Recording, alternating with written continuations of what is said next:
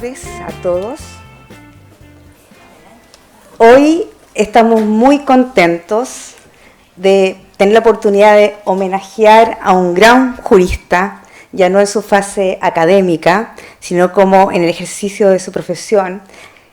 Claro que él, al igual que don Alfredo Echeverri, tiene la gran gracia de unir la dogmática con la teoría majestuosamente. De hecho, dentro de sus investigaciones yo no puedo dejar de destacar una de las pocas publicaciones que existe sobre las consecuencias jurídicas del delito, donde está clara la unidad, teoría, práctica. Estuvo a cargo de causas emblemáticas, siempre preocupado por la ética profesional. Entendió acertadamente que calidad y ética no pueden estar separados. En el 2010, en una entrevista en la revista 93 de la Defensoría Penal Pública decía: llevo 30 años en el Colegio de Abogados y tengo una visión bastante completa del tipo de problemas que con más frecuencia se plantea en el Consejo para la decisión respecto de la ética. Y diría que más del 50% es en relación a la falta de eficiencia, de empeño, a los malos resultados. En el fondo, a una calidad deficiente en el servicio prestado. Y destacada, la existencia de la revista del Colegio de Abogados nos sirvió como un soporte brutal, como un elemento de presión sana, podríamos decir, porque allí se creó una sección de reclamos. No para que las personas que tienen quejas contra los abogados presenten sus reclamos, sino para publicar sus resultados y las sentencias en materia de reclamos. Frente a los problemas éticos que actualmente nos aquejan, quisimos homenajearlos y conversar a raíz de esto con la presentación de dos destacados penalistas, miembros de la Comisión Penal.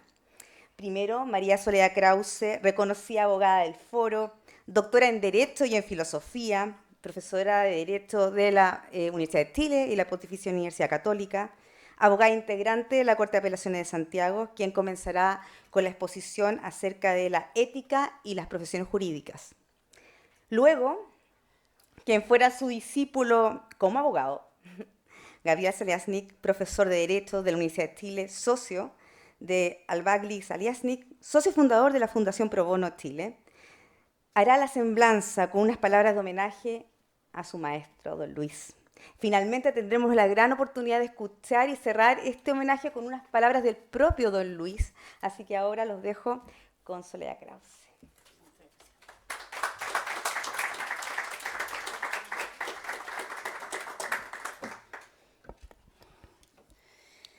Buenas tardes, muchas gracias al Colegio de Abogados por la oportunidad de ofrecer estas palabras en el homenaje que esta institución, representada por su comisión penal, en la persona de su consejera Tatiana Vargas, pero veo también aquí a los demás consejeros, así que también representados por ellos, homenaje que le rinde el Colegio de Abogados a don Luis Ortiz Quiroga. Me ha parecido justo que este homenaje se le rinda hoy, llamándonos a reflexionar sobre la ética profesional.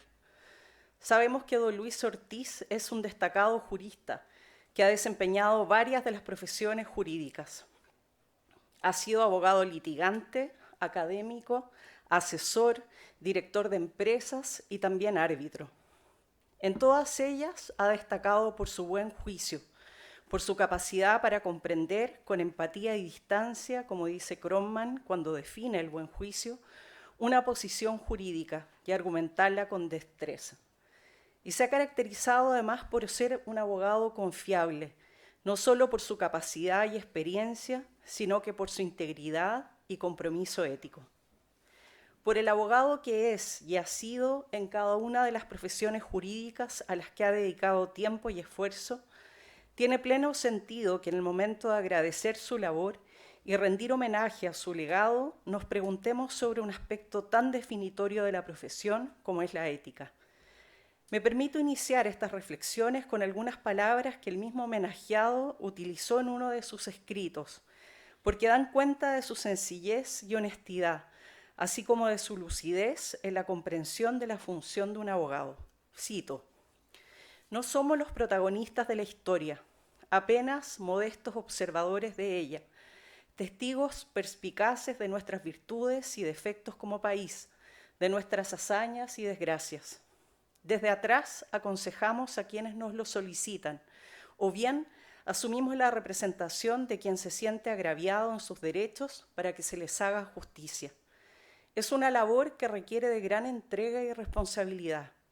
Es una profesión que trato de cumplir con rigor, sin apartarme de la verdad y teniendo presente que la ley no tiene un fin en sí misma, sino que es una simple herramienta al servicio de la justicia, la que por desgracia rara vez es posible alcanzar en plenitud. Termina aquí la cita. Las palabras de don Luis Ortiz nos orientan en un momento en que las profesiones ligadas al derecho se encuentran en crisis. No porque en el pasado no hayan existido cuestionamientos fuertes a algún profesional en relación con su desempeño, sino porque el llamado caso Audios nos ha sumido en un ambiente de generalizada desconfianza hacia nuestra labor. Esa desconfianza no solo se aprecia de manera externa por quienes no son profesionales y nos interpelan, sino que se vive también hacia adentro, entre quienes hemos hecho de esta profesión una forma de vida. Mucho nos preguntamos por los límites de la profesión e incluso si es que tiene sentido dedicar tanto tiempo y esfuerzo a una actividad que nos involucra integralmente como seres humanos, pues exige de nosotros poner al servicio del cliente y del asunto que se nos encomienda nuestras capacidades intelectivas, emocionales y humanas. Situaciones como las sucedidas han hecho tambalear nuestra confianza en la profesión. Conviene reflexionar brevemente acerca de ello. La confianza es un capital que se acumula y atesora y que cumple una labor fundamental en el funcionamiento de la sociedad y los vínculos humanos. Cuando confiamos, dice Luhmann, la complejidad de nuestro futuro se reduce porque lidiamos por medio de la confianza con la incertidumbre de un futuro abierto. En razón de la confianza, podemos contar con que sucederán determinados hechos, que ciertas personas estarán disponibles y que también ciertas instituciones subsistirán. La confianza reduce los costos de cualquier vínculo y disminuye el control y las medidas destinadas a asegurar un resultado. Cuando confiamos, estamos disponibles para desarrollar nuevos contactos o para profundizar en aquellos que hemos entablado. Se trata la confianza, por lo tanto, de un verdadero pegamento social. Así lo tratan los sociólogos que han dedicado tiempo y esfuerzo a referirse a la confianza. Sin embargo, se trata de un capital sensible y que curiosamente, y creo que esto es algo importante de destacar, cuando ejercemos una profesión nos involucra a todos. Todos contribuimos a ese capital y nuestras actuaciones individuales lo afectan de manera generalizada. Por eso tiene sentido que frente a los hechos recientes nos sintamos preocupados. La confianza en nosotros como profesionales se ha visto debilitada de un modo generalizado, aunque sean individuos individuales o personas individuales quienes puedan reprocharse en concreto. Pero no solo se ha perdido confianza en la profesión, sino que se ha instalado una actitud de desconfianza generalizada acerca de ella. De manera contraria a lo ya dicho, la desconfianza genera una ampliación de la incertidumbre frente al futuro. Y cuando se despliega en relación con instituciones que hemos creado colectivamente, como sucede precisamente con las profesiones, da origen a una legítima duda sobre la existencia, la pervivencia, el sentido e incluso la necesidad de esas instituciones. Aunque todos nosotros hemos nacido inmersos en un mundo en que existen las profesiones y nosotros mismos hemos escogido una de ellas, recién cuando desconfiamos de este modo generalizado nos preguntamos si tiene sentido que pervivan esas profesiones y nos preguntamos por cuál sea su función. Por eso creo que el caso Audios no solo ha hecho perder el capital de la confianza en nuestra profesión, sino que ha instalado la desconfianza respecto de ella. Se duda y dudamos de cuál sea nuestra función como abogados y del sentido de los privilegios que trae consigo el ejercicio de la profesión.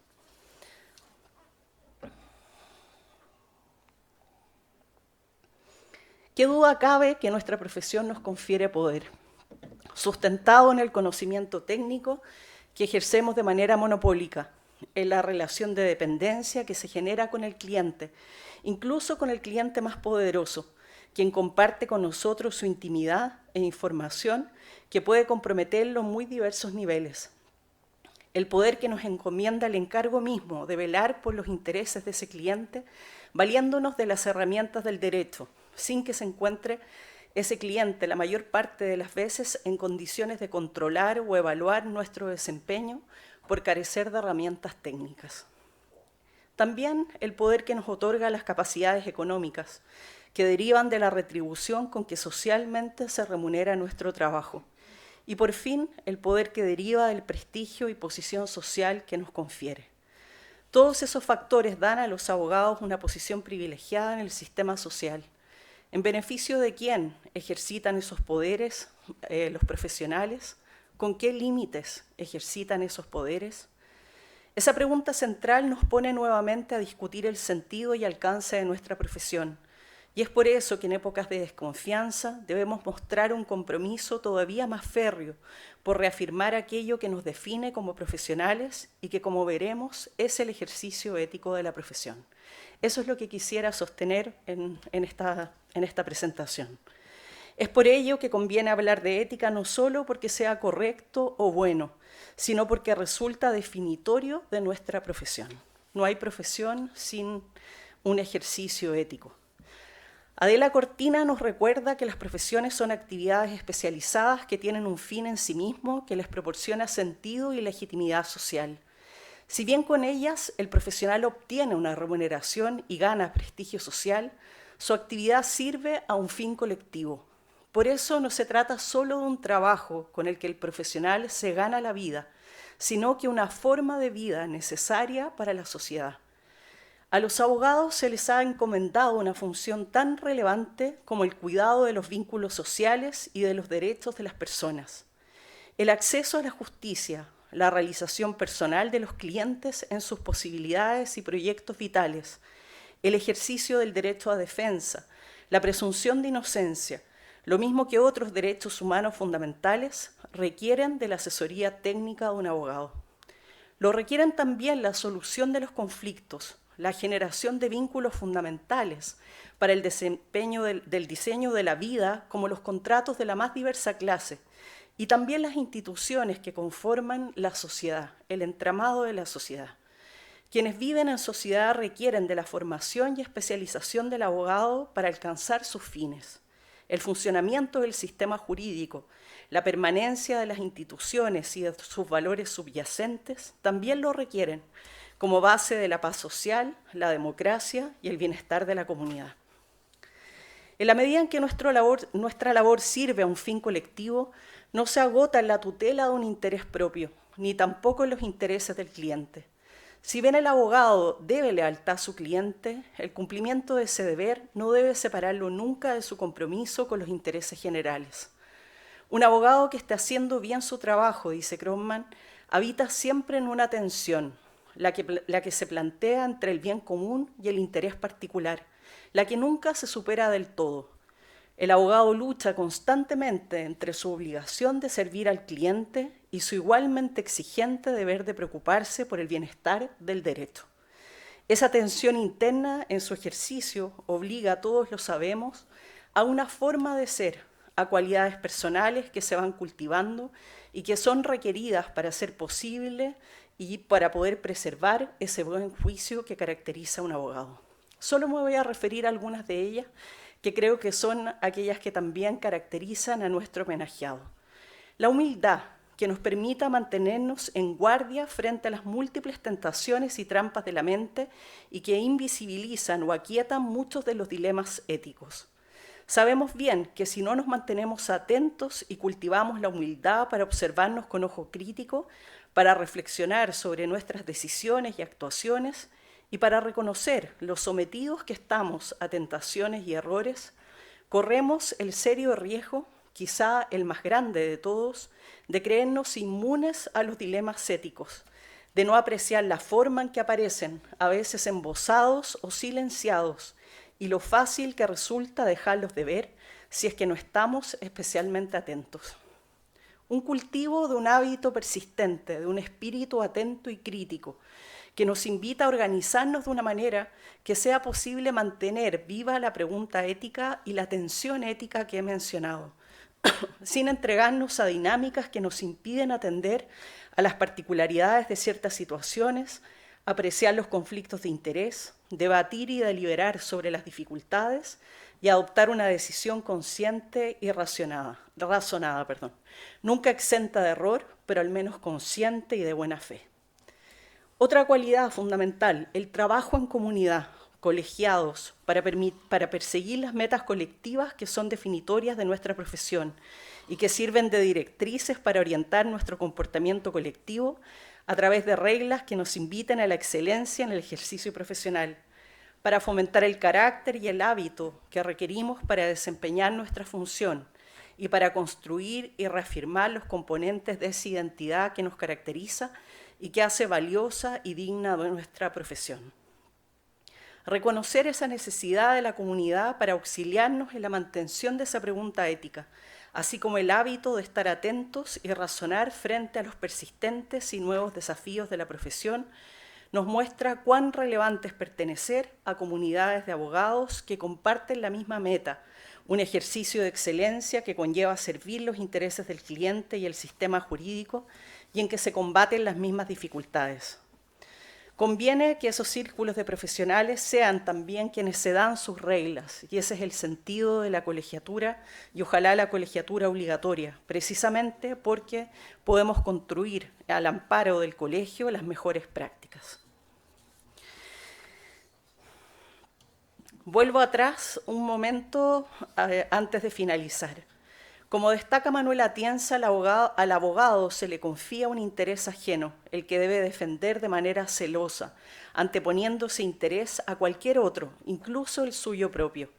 Pero dado que esa defensa pone en riesgo intereses de otros y el general del sistema jurídico, es consustancial a las profesiones jurídicas el dilema ético. Por eso la nuestra es una profesión de riesgo moral, como llama Manuel Atienza, en que convive una interna ambigüedad, un doble compromiso o un conflicto de deberes frente al que debemos actuar con buen juicio. Teniendo en cuenta la naturaleza y la función de nuestra profesión, pienso yo, no hay ejercicio de la profesión de abogado sin un compromiso ético. Y ese compromiso nos obliga hoy, más que nunca, a evitar el adormecimiento moral y a fomentar la autorresponsabilidad. En cada uno de nosotros hay que reafirmar ese compromiso, advirtiendo que en las manos de cada cual de nosotros está recuperar la confianza en nuestra profesión por el bien de nuestra sociedad y nuestra democracia. Gracias a don Luis Ortiz Quiroga por mostrarnos con su ejemplo cómo es posible mantenerse siempre despierto en la búsqueda del sentido de nuestra profesión. Muchas gracias.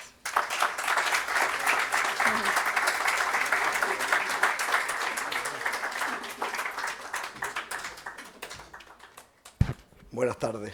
Muchas gracias por acompañarnos hoy día en el Colegio de Abogados y en este homenaje a don Luis. Me pidieron, la verdad, hacer esta semblanza y la verdad que es un raro privilegio, pues probablemente soy el más inusual de los seguidores del maestro. No tuve el privilegio de ser su alumno, pero sí el privilegio de trabajar con él, con María Cristina, que está acá en primera fila, y con mucha otra gente en esos años, en la oficina de huérfanos 1189, piso sexto. Aquella esquina semirredonda de huérfanos con Morandé, desde donde, en forma casi equidistante con La Moneda, el Ministerio de Justicia, el Centro Cívico y, por cierto, el Palacio de Tribunales, así como algunos importantes tribunales del crimen, y este colegio de abogados, el profesor Ortiz parecía estratégicamente tomarle el pulso a la vida del país y desarrollar a partir de ello una fina y sensible práctica profesional. Desde esa modesta posición de procurador primero y abogado, casi abogado después, pude husmear silenciosamente los intersticios de su vida profesional y académica. Ello en paralelo a haberme honrado, invitándome a ser su ayudante, relevando probablemente en forma solo parcial en esa responsabilidad a Javier Arévalo.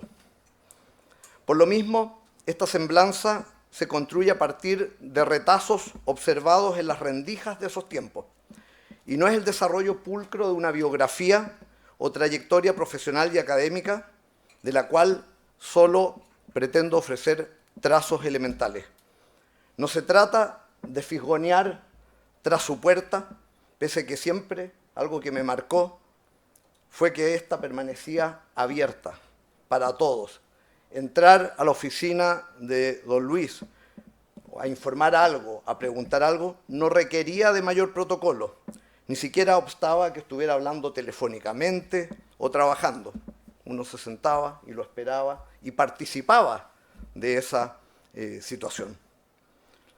Si alguien quiere una semblanza naturalmente más acuciosa, hay una elaborada tanto por Javier Arévalo como otra por el profesor Davor Harasic, que lo veo ahí presente, que pueden encontrar en el libro de estudios en homenaje al profesor Luis Ortiz Quiroga, La justicia como legalidad de la Universidad de Chile. Solo me voy a detener levemente en algunos aspectos biográficos para después seguir rememorando algunos momentos.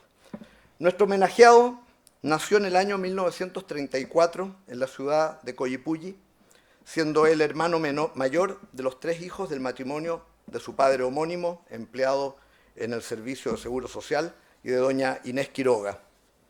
Sus estudios primarios y secundarios los llevó a cabo en el Colegio de los Padres Franceses de Concepción, pero culminó su último año en el Liceo de Rancagua, donde por razones laborales se había trasladado su padre y su familia. Concluido el colegio, ingresó a estudiar Derecho a la Universidad de Chile en el año 1952. Inquieto intelectualmente, optó en paralelo por estudiar Filosofía en el Instituto Pedagógico entre los años 1953 y 1955. Estudios que, si bien no completó, claramente integraron de forma determinante el proceso formativo del maestro. Se tituló de abogado en 1958, siendo becado para continuar sus estudios en Derecho Penal y Criminología en la Universidad de Roma entre los años 58 y 1960.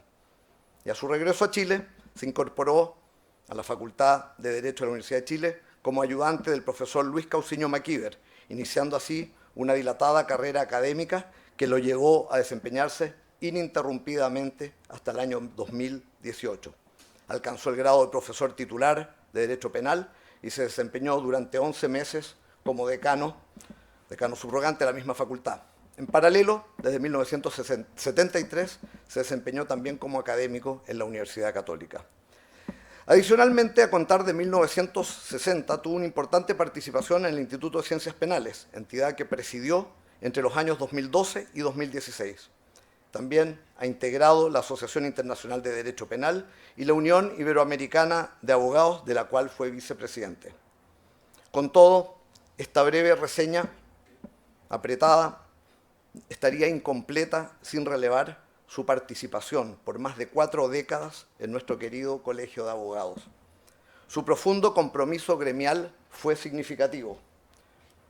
En el año 1980 fue electo consejero del colegio en la primera elección abierta después del golpe militar del año 73.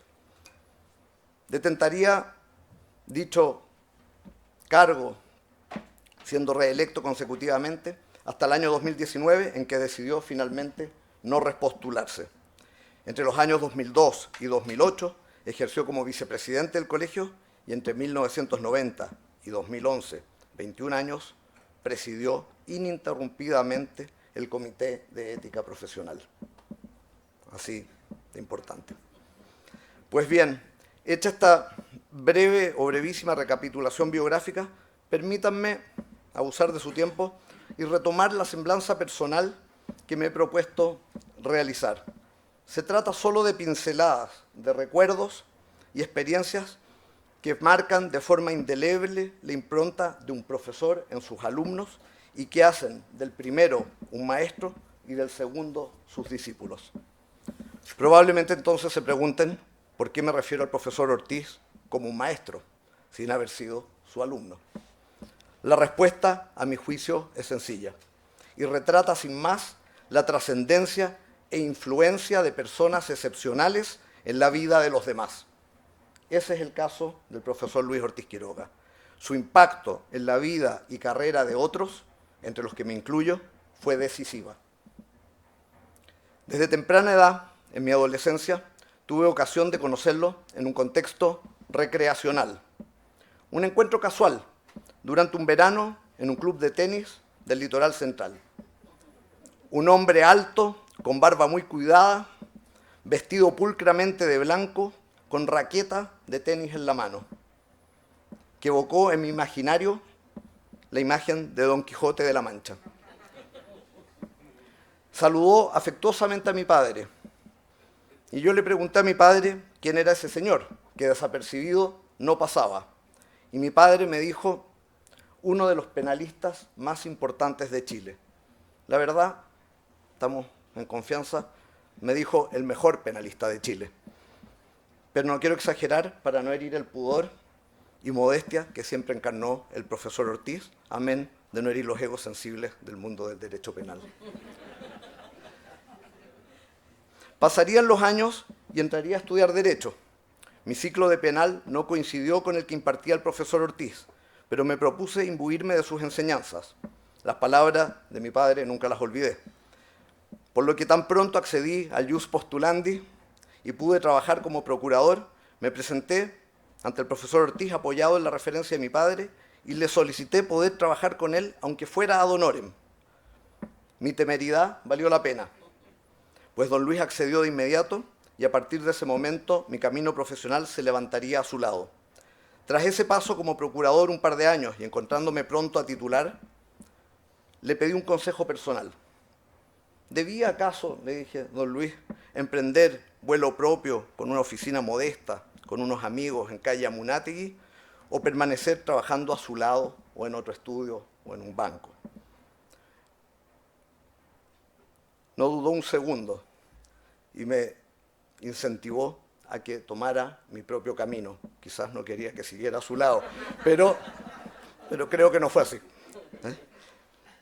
No solo me dio un buen consejo, tan pronto me instalé, sin aún haber jurado ante la Corte Suprema, me invitó a colaborar en un caso emblemático de los que él participaba, la disputa entre los controladores del Banco BIF y Frafra, tras la venta del Banco Nacional.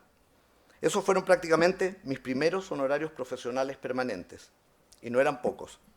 Don Luis me enseñó que la generosidad podía ser silenciosa y elegante. Había en ello un impulso decidido de su parte a que mi aventura profesional prosperara y resultara. Podría referir muchos otros episodios del impacto del profesor Ortiz en mi formación, como la de tantos otros colegas y académicos. Pero no se trata aquí de uno, no obstante, sea en cada uno de nosotros donde se plasma la impronta de don Luis Ortiz Quiroga. Por ello prefiero referir nuevamente detalles y trazos que ilustran y dan cuenta de aquello. Por ejemplo, don Luis Ortiz, calmadamente, en su oficina, utilizaba una pequeña grabadora en la cual registraba escritos complejos, enteros, minutas, recursos de casación, instrucciones para todo el mundo. No eran tiempos de emails, ni de WhatsApp, ni de audios. En mi recuerdo, todos los días llegaba a la oficina y entregaba cintas grabadas a su secretaria Sonia, su histórica secretaria. Era una grabadora como esta, quien diligentemente los transcribía en papel calco en varias copias, una de las cuales archivaba y otra entregaba al destinatario de las instrucciones respectivas. Algo que parece tan simple reflejaba un rigor profesional sorprendente, al punto que hasta hace no muchos años yo personalmente replicaba esta práctica. El dictáfono antecedió en mi carrera otros elementos tecnológicos, causando sorpresa entre quienes me veían utilizarlo hasta hace no mucho tiempo atrás. A fin de cuentas, la capacidad de dictar estos escritos extensos, documentos, cartas, instrucciones, dan cuenta de un orden mental y conocimiento agudo de los temas que permitían a don Luis Ortiz, como si se tratara de un alegato, desarrollar argumentos e ideas en forma rápida y certera.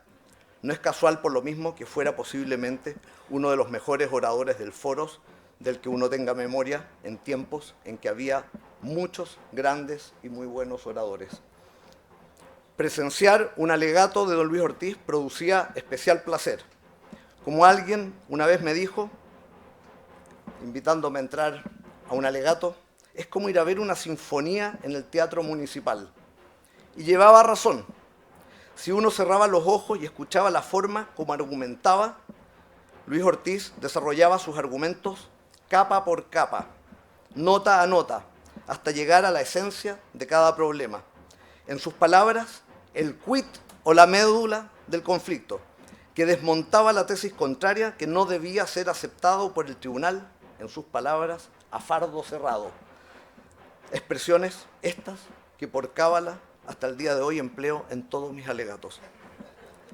Alegaba con una lógica irreductible y simplificaba pedagógicamente los temas más complejos. Como a pocos abogados le he visto, y abogados penalistas con mayor razón, le he visto usar las reglas del Código Civil, artículos 19 al 24, para desentrañar el sentido profundo de cualquier conflicto sujeto a contienda. A fin de cuentas, la correcta interpretación del derecho era para nuestro homenajeado un auténtico oficio, un artesano del derecho. Otro recuerdo imborrable que me permito compartirles, que marcó a muchas generaciones en las aulas, eran sus eventos al término de cada ciclo de derecho penal, cuando se enseñaba de manera tradicional en 2 años, tercero y cuarto, y no ahora, ¿no es cierto?, estos extractos de parte general en un semestre, y originalmente eran 2 años completos. Originalmente las hacía estos eventos en su casa, cuando terminaba el ciclo, ocasión en la que se preocupaba de cada detalle para atender él a sus alumnos. Esas veladas dieron paso después a enormes cenas en el tradicional local del Parrón en Providencia. Al parecer, en el ciclo que le antecedió a la primera ocasión en que hubo de realizarse este evento en el restaurante El Parrón, la fiesta se desbordó y, según me dijo, a la mañana siguiente encontró a un alumno, como dirían hoy, que había apagado la tele en el baño de la casa, lo que llevó a la querida Pili, su señora, a sugerirle que los tiempos habían cambiado y que mejor este ritual no se hiciera en su hogar. Podría seguir rememorando estos momentos o situaciones. Don Luis nunca perdía la calma ni se ofuscaba, o al menos no la exteriorizaba, por complejo que fueran los problemas en disputa.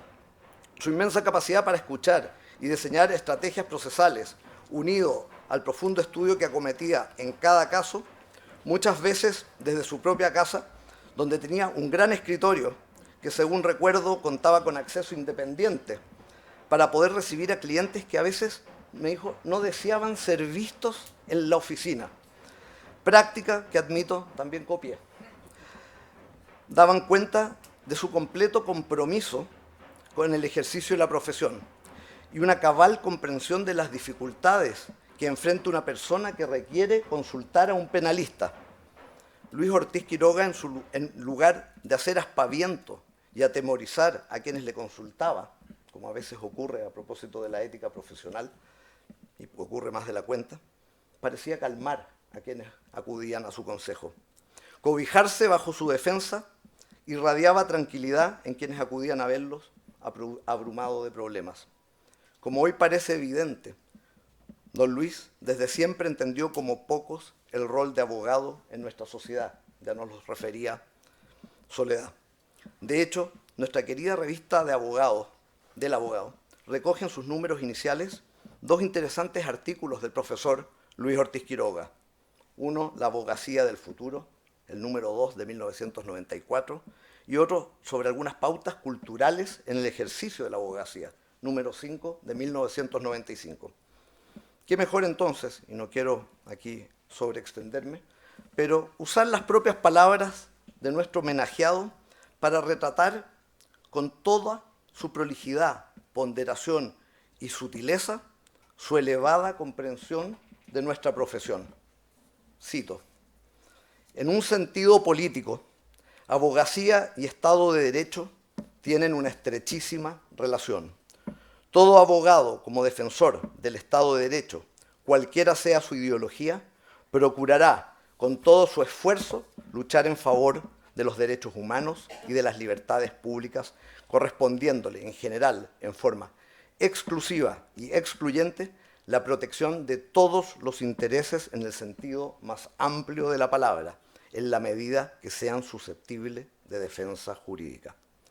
Y agregaba, en una visión pragmática, en ese artículo don Luis Ortiz decía, en una visión pragmática más inmediata, el abogado cumple básicamente su misión satisfaciendo las consultas de su cliente, aconsejándole adoptar decisiones que le impidan problemas futuros y defendiéndole las controversias o juicios en que sea parte. Para cumplir esta delicada tarea, el profesional deberá valerse no solo de sus conocimientos de la realidad normativa vigente, sino además de su experiencia, de su sensatez y de su buen criterio. Sencillos párrafos que trasuntan su inmenso conocimiento no solo de las distintas dimensiones que debe reunir un abogado, sino de la naturaleza humana de quienes acuden donde el abogado en busca de auxilio. Por ello agregaba, y vuelvo a citar, y trato de resumir, don Luis, las complejas tareas que debe cumplir un abogado solo pueden entenderse teniendo presente el carácter social e interactivo de su trabajo. La relación humana es consustancial con el oficio del abogado. La primera de ellas es con el cliente, quien le formula la consulta, le confía un problema o le pide su representación ante los tribunales o ante la autoridad. Enseguida, con la contraparte y su respectivo abogado, para seguir adelante, no a espaldas de la contraparte. Y en el caso en que el conflicto no se resuelva, con el juez o ante un órgano de la administración.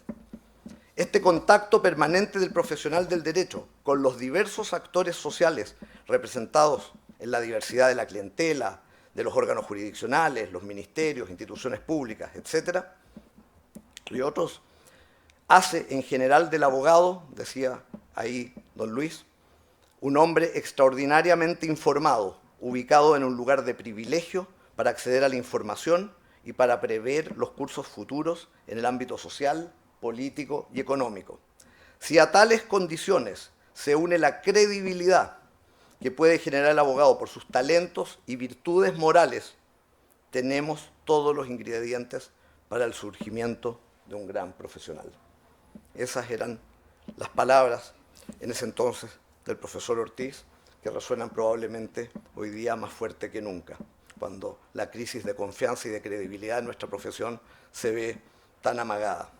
Como se aprecia, nuestro homenajeado, con enorme talento, comprendió a cabalidad la importancia y extensión del rol del abogado en nuestra sociedad.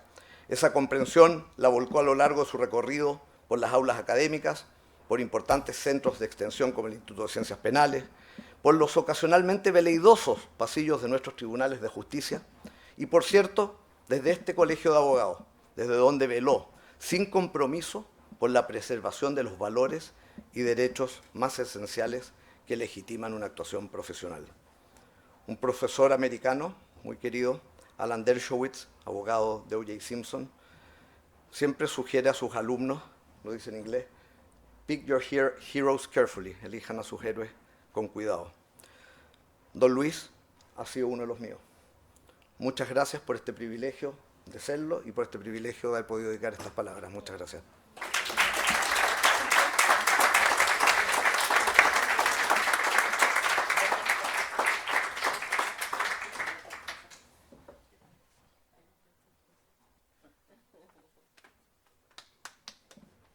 Estimadas señoras, señores, compañeros de trabajo de muchos años, los saludo cordialmente.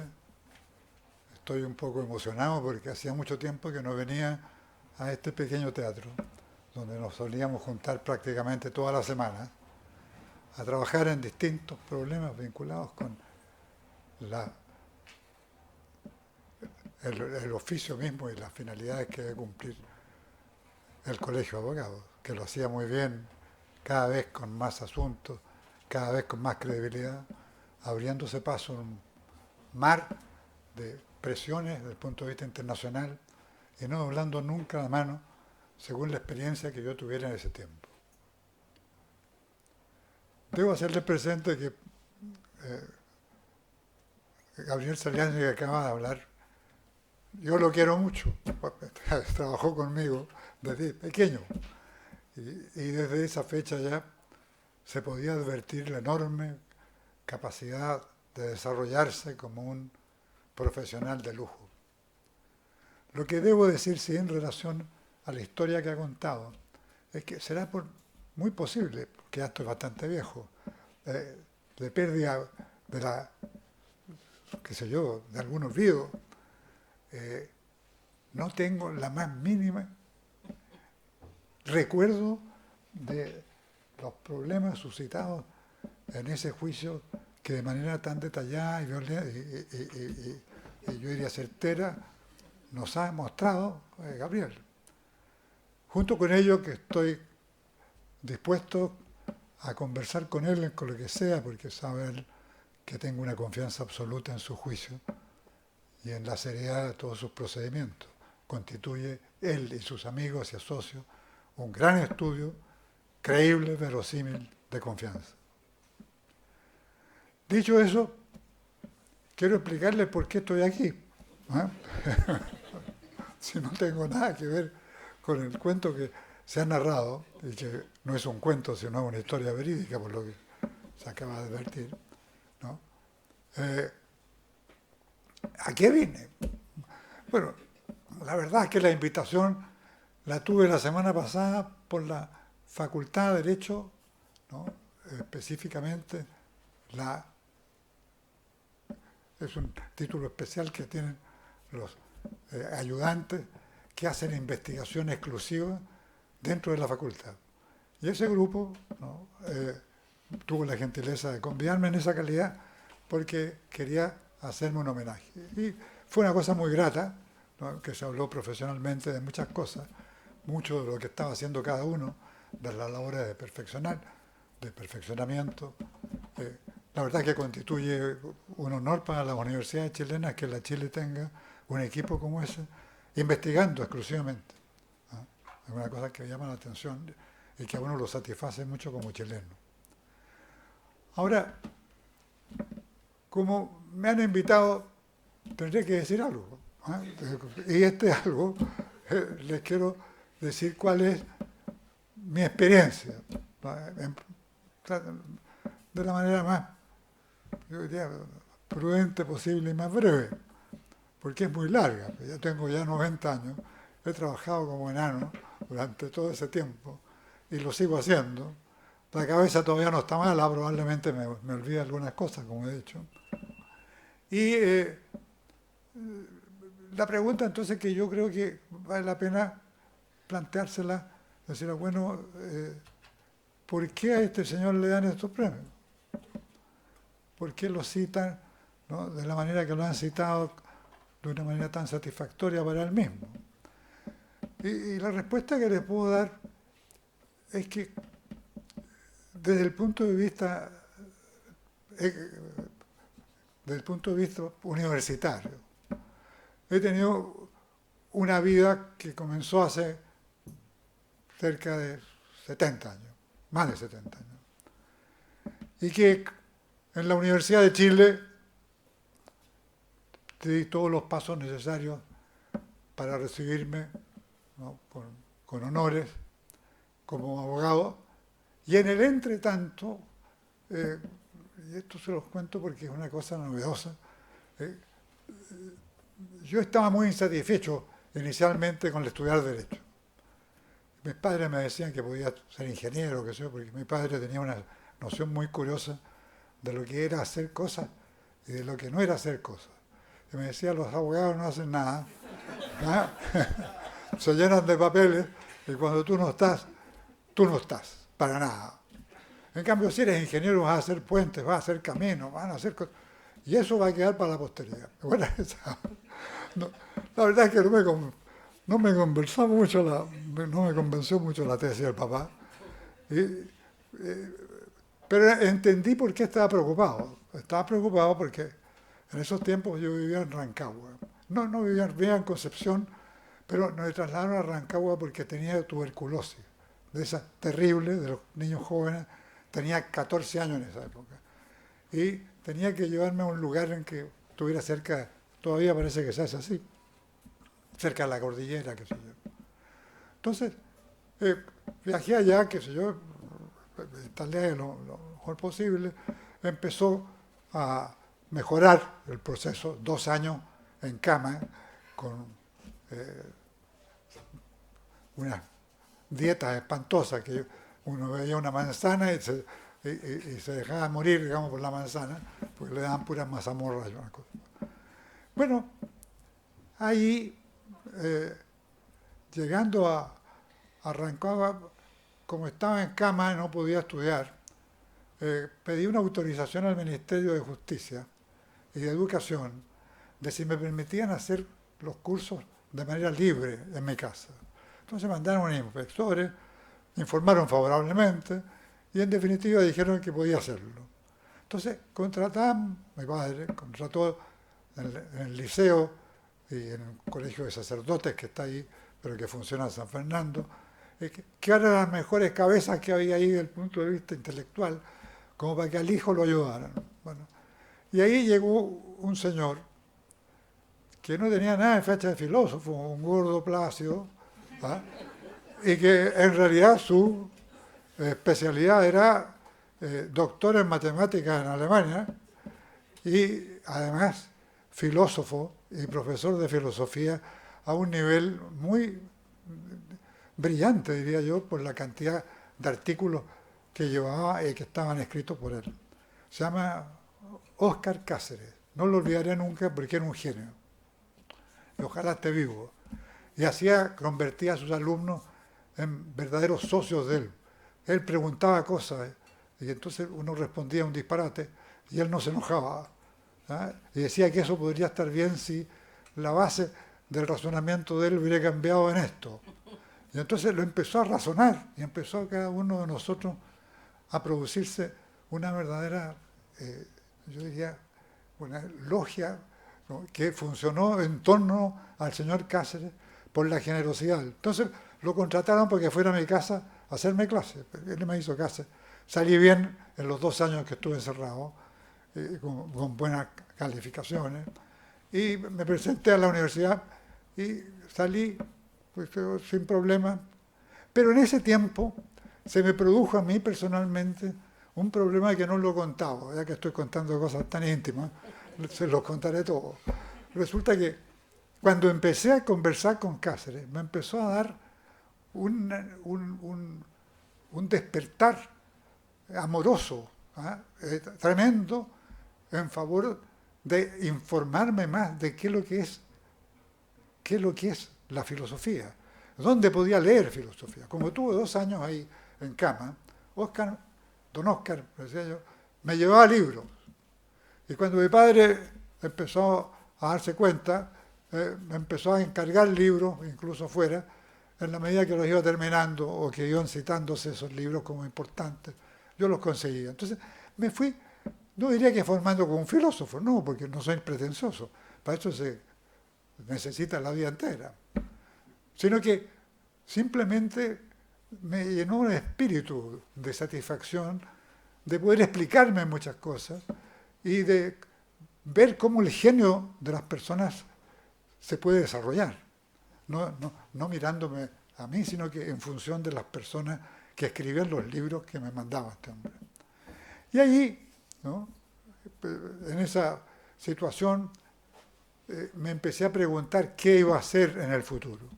Mis padres me empezaban a apretar porque ya estaba en quinto año de humanidad, faltaba todavía el 6º para poder entrar después del PSU a la universidad, ¿no?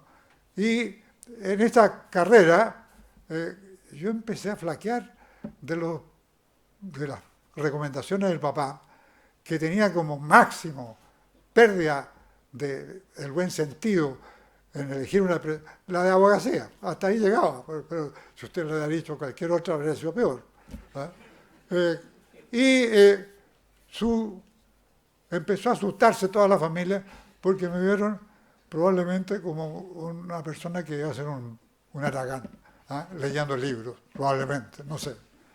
Pero eso también no es compatible con el grado de amistad, de cariño que nos tenemos todos en la familia y con que nos ayudamos cada uno. Pero el asunto es que yo estaba enfermo, en una situación particular de debilidad, de cierto modo, hice un juramento, y ese juramento, que no tiene ninguna validez, pero para mí la tiene entera, fue un juramento conmigo mismo, y que consistió en que cualquiera que sea la profesión, dadas las presiones que se ejercían sobre mí de la manera suave pero insistente,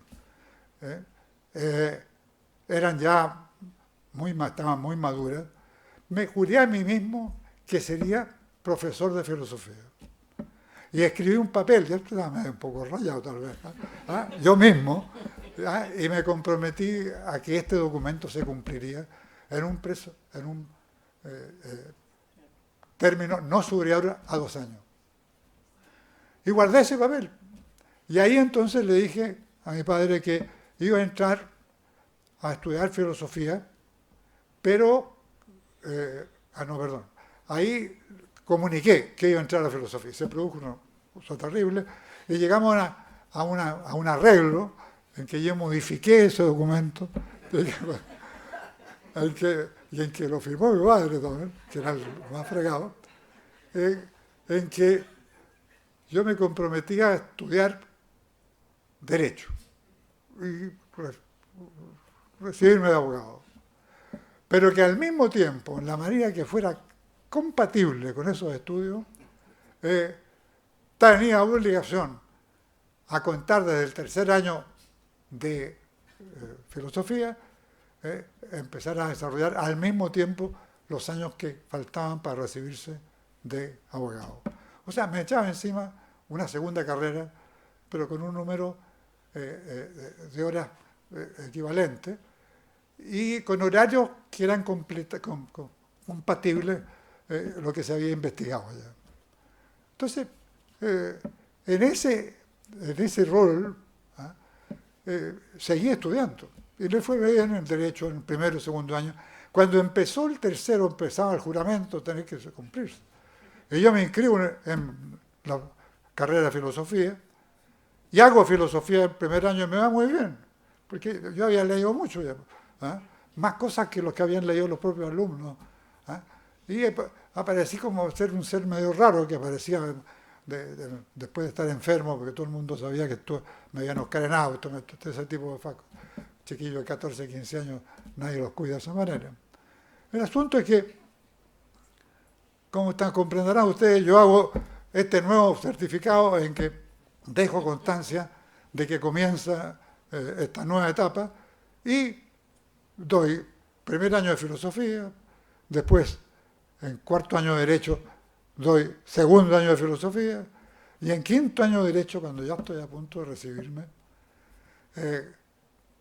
yo tomo la decisión de que no voy a seguir más con el amor de mi vida, que era filosofía, porque se me hacía extraordinariamente duro tener que cumplir la promesa entera, o se cumplía entera o no se cumplía, porque esta terminaba con el examen de pertinencia y de conocimientos que se da en Derecho, por lo menos en la Universidad de Chile, en la Universidad Católica también, y en la cual usted tiene que prepararse, a lo menos en ese tiempo, era un año.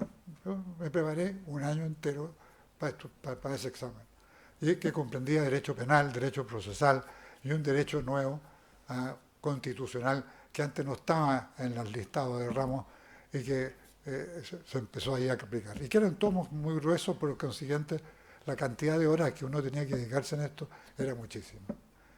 Es así entonces que yo me he hecho en mi cargo, en mi conciencia, un fraude conmigo mismo. Después de prometerme lo que iba a hacer, me desdigo.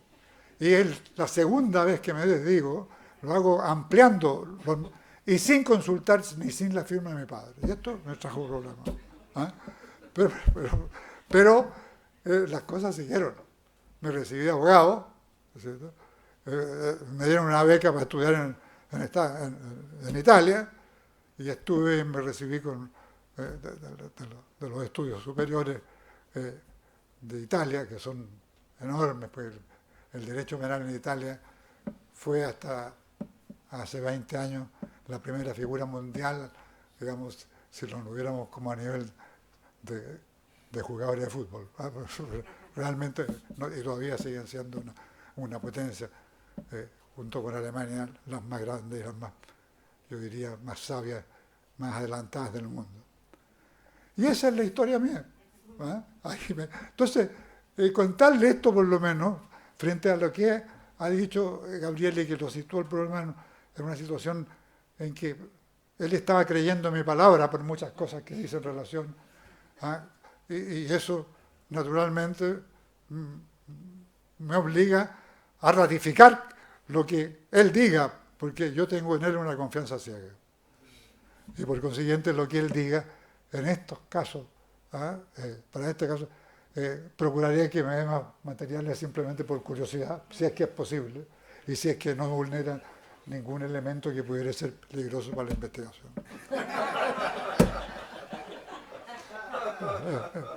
Bueno, como todo esto, mi vida ha terminado después abriendo un bufete, ¿no? Y teniendo una vida extraordinariamente intensa, con muchas salidas al extranjero, una beca un año a Nueva York, una beca 6 meses en Francia, a París, 2 años a Italia.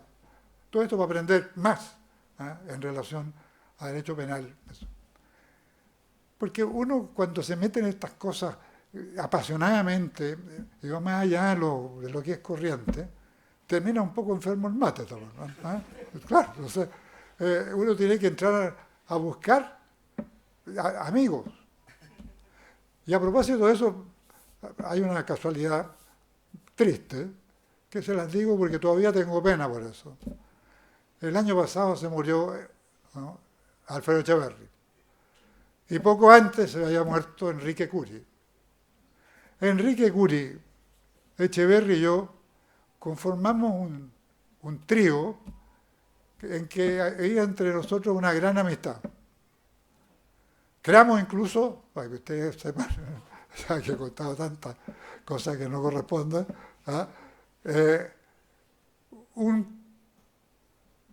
un restaurante, una sociedad fue. Una sociedad que se llamaba Sociedad Defensora, qué sé yo, de los menores y de otras más. Y esa sociedad no existió nunca, sino que la creamos para que nuestras respectivas telefonistas pudieran poner cada 15 días reunión en la Sociedad Defensora del Menor. Entonces, estábamos en reunión y decían, no se olvide que falta media hora para que comience la reunión. Y partíamos, ¿no? Echeverri fue siempre un gourmet fenomenal. Comía solo exquisiteces.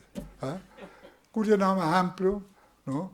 Pero yo también era bastante exigente, ya que el nivel que se pretendía disfrutar era alto. Y la obligación era que cada uno de estos tres, una vez, ¿no?, cada 15 días, tenía que elegir el lugar y el cocinero y todo lo demás, con el objeto de que saliera la cosa óptima.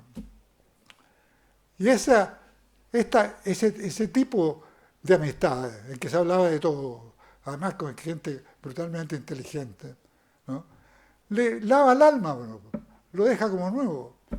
Y eso, que seguramente a ustedes les hace falta, como a mí me hace falta, como a todos nos hace falta,